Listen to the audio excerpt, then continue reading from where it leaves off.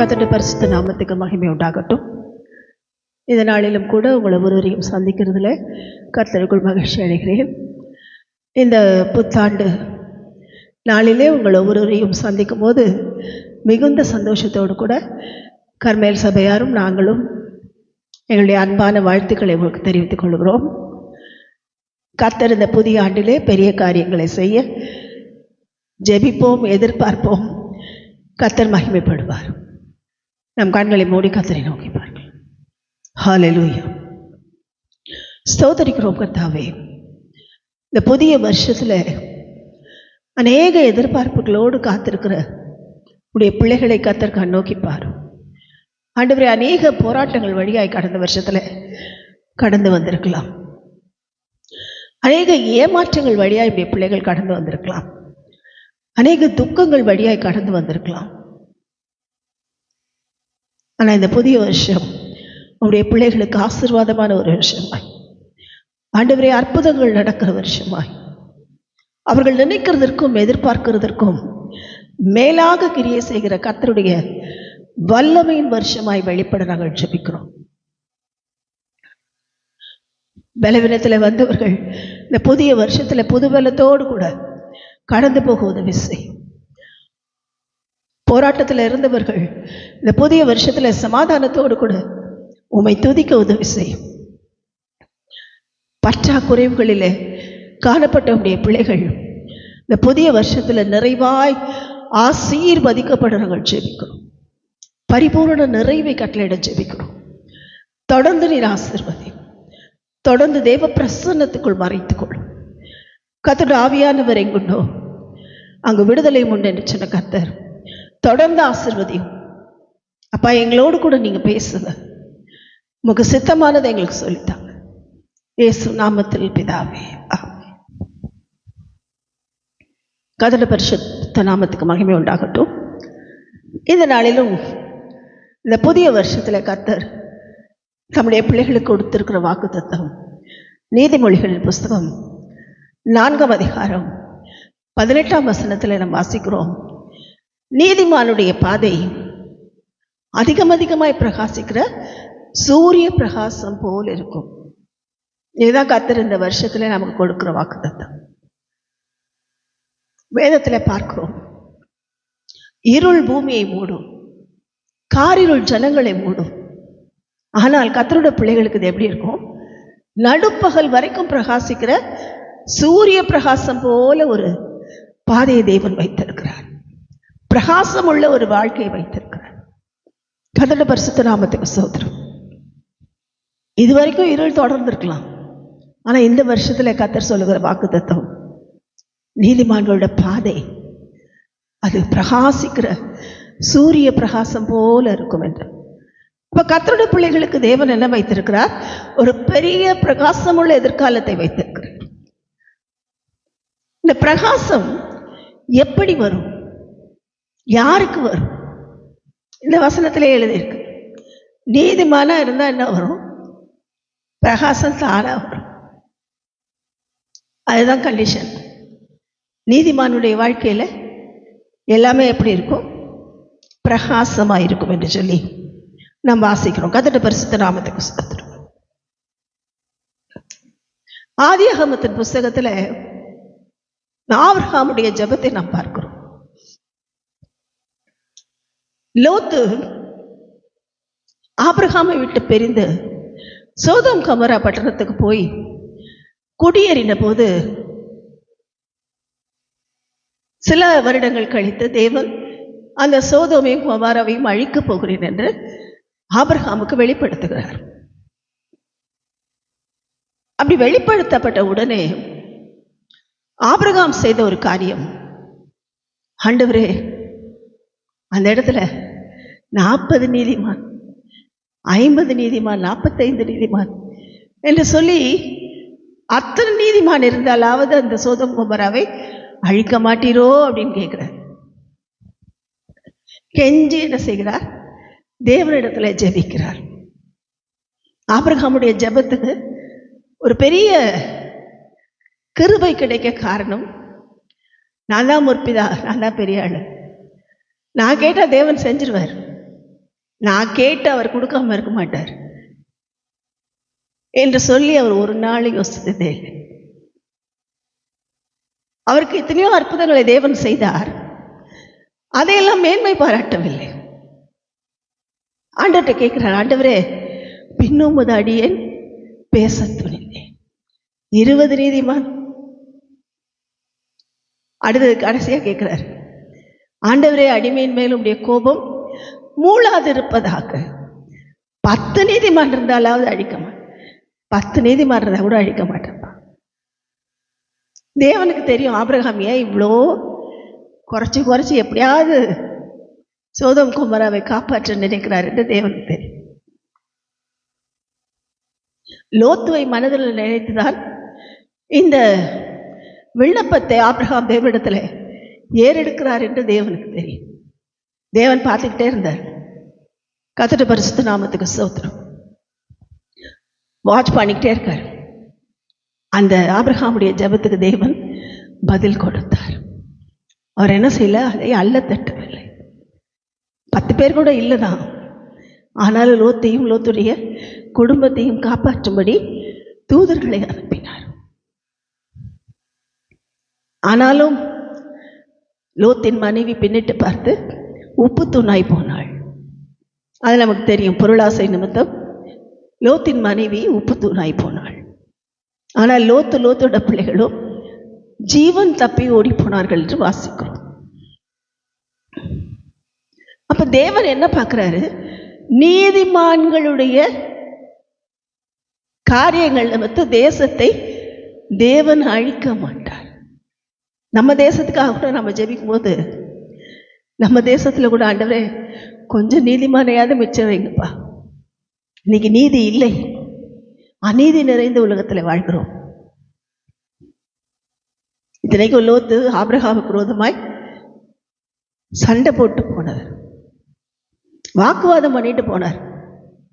ஆனாலும் ஆபிரகாம் ஒரு வார்த்தை கூட சொல்ல, நீ அந்த பக்கம் போனா நான் இந்த பக்கம் போறேன், நீ கிழக்காம போனால் நான் மேற்காம போறேன் என்று சொல்லி அவரை விட்டு பிரித்தார். நீதிமானுடைய ஒரே ஒரு குவாலிட்டி என்னன்னா, அவர்கள் என்ன செய்வார்கள், தங்களை கெடுக்க நினைக்கிறவர்களோடு கூட நின்று போட்டி போட விரும்ப மாட்டார்கள். அவர்களோடு வாக்குவாதம் செய்ய மாட்டார்கள். நான் தான் பெரிய ஆளுன்னு சொல்லி அவர்கள் தங்களை வெளிப்படுத்தி கொள்ள மாட்டார்கள் என்று பார்க்கிறோம். இப்ப கடந்த வருஷத்துல நம்ம நீதிமானா வாழ்ந்தோமா?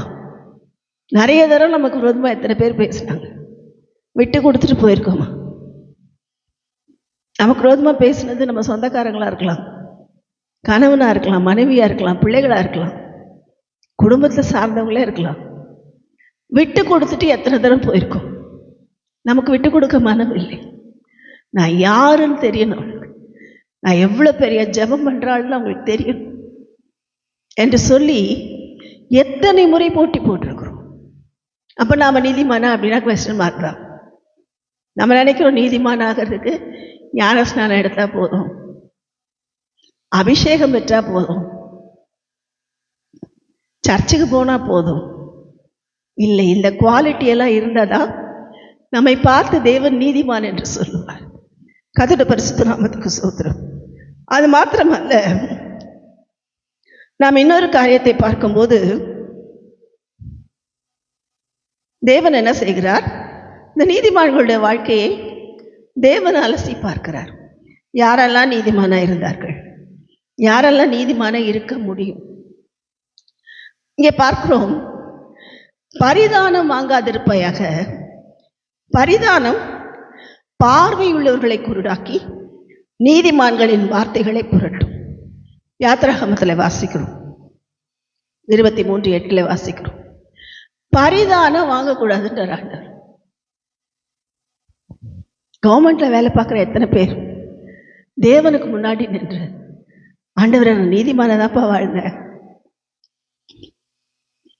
எனக்கு விரோதமா வந்த காரியத்துல எல்லாம் நான் பரிதானம் வாங்கலப்பா. ஹைகோர்ட்ல ஒர்க் பண்றவங்க சொல்ல முடியுமா? ஒரு பெரிய பெரிய ஆஃபீஸில் ஒர்க் பண்ணுறவங்க நான் லஞ்சம் வாங்கினதே இல்லைன்னு சொல்ல முடியுமா? யார் பணத்தையும் நான் அபகரிக்கல என்று சொல்ல முடியுமா? ஏன்னா இந்த பண ஆசை தான் நம்முடைய நீதிமான் என்கிற அந்த பேரை கெடுக்கும். ஏனென்றால் வேதத்தில் பார்க்கிறோம், ஆபிரகாமுக்கு ஒரு சிறந்த குணம் இருந்தது. சோதோம் குமார ராஜா கூப்பிட்டு சொல்றாரு, எப்பா எல்லா பொருளையும் எடுத்துக்கோப்பான். ஆபிரகாம் சொல்றாரு, நீ என்ன ஐஸ்வர்யவானாக்கின என்று சொல்லாதபடி உன் செருப்பு வார கூட எடுக்க மாட்டேன். ஏன்னா என்னை ஐஸ்வர்யவானாக்குகிறவர் கர்த்தர் என்று சொல்லி தைரியமாய் ஆபிரகாம் சொன்னதை வாசிக்கிறோம். அப்ப ஆபிரகாமுடைய குவாலிட்டி அதான். எவ்வளோ ஆஸ்தி இருந்தாலும் கூடாரங்களில குடியிருந்தார். அந்நியரும் பரதேசிகளும் என்று அறிக்கையிட்டார்கள். தேவனை முக்கியப்படுத்தி பொருளை பின்னுக்கு தள்ளினார்கள். ஆனா இன்னைக்கு எல்லாம் பிரசங்கமே பொருளை பத்தி தான். பொருளாசை குறித்து தான் பிரசங்கம். என்ன பிரசங்கம்?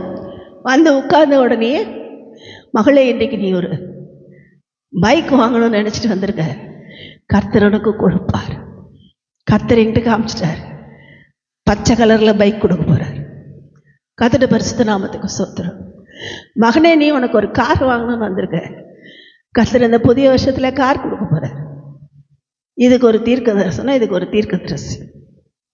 இதுக்கெல்லாம் தீர்க்க தரிசனம் தேவையா? இல்லை. பொருளாசையை பின்னுக்கு தள்ளினார்கள். அவர்கள் பொருளை முக்கியப்படுத்தவில்லை. கர்த்தருடைய பரிசுத்த நாமத்துக்கு ஸ்தோத்திரம். லோத்தினுடைய வாழ்க்கை பெரிய செல்வ செழிப்பா இருக்கணும்னு தான் போனாரு. இருக்கிறதும் போய் கடைசியில மலை மேல ஓடி போய் உட்கார்ந்துட்டார். அவரோட பரிதாபமான சூழ்நிலை. கர்த்தருடைய பரிசுத்த நாமத்துக்கு ஸ்தோத்திரம். அப்ப இன்றைக்கு தேவன் நம்மை பார்த்து சொல்லுகிறார், உங்களுக்கு உண்டானது போதும் என்று இருங்கள், இந்த வருஷம் ஆசீர்வதிக்கப்படும். யார்கிட்டையும் லஞ்சம் வாங்காதீங்க, யார்கிட்டையும் வட்டி வாங்காதீங்க, யாரோட பொருளையும் 5 ரூபாய் கூட எடுக்காதீங்க. இப்படி இருந்து பாருங்கள், இந்த புதிய வருஷம் நிச்சயமாகவே அது சூரிய பிரகாசம் போல பிரகாசமாய் நம்முடைய வாழ்க்கையில காணப்படும். கர்த்தருடைய பரிசுத்த நாமத்துக்கு ஸ்தோத்திரம். அது மாத்திரமல்ல, தாவீதனோட வாழ்க்கையை எடுத்து பார்க்கிறோம். அவர் மகா பெரிய பரிசுத்தவான். அவர் தாவீது என்ன பண்ணாரு? அவருக்கு ராஜாவா இருந்தார்.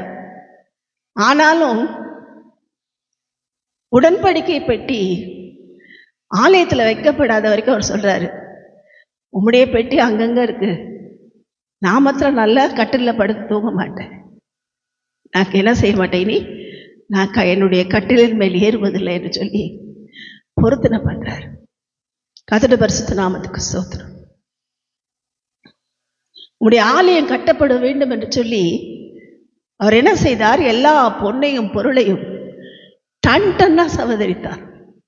டன் டன்னா லாரி லாரியா சவதரித்தார். அவ்வளோ பொண்ணு. நம்மளா இருந்தா என்ன பண்ணிருப்போம்?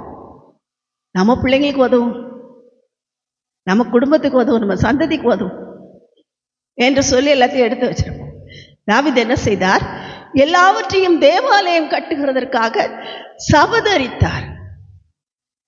அவர் ஆலயம் கட்டல, ஆனா அவர் கொடுத்த பொன்னும் பொருளும் தேவாலயத்தை அலங்கரித்தது. அவர் கொடுத்த ரத்தினங்களும் கற்களும் தேவாலயத்தை அழகுபடுத்தியது.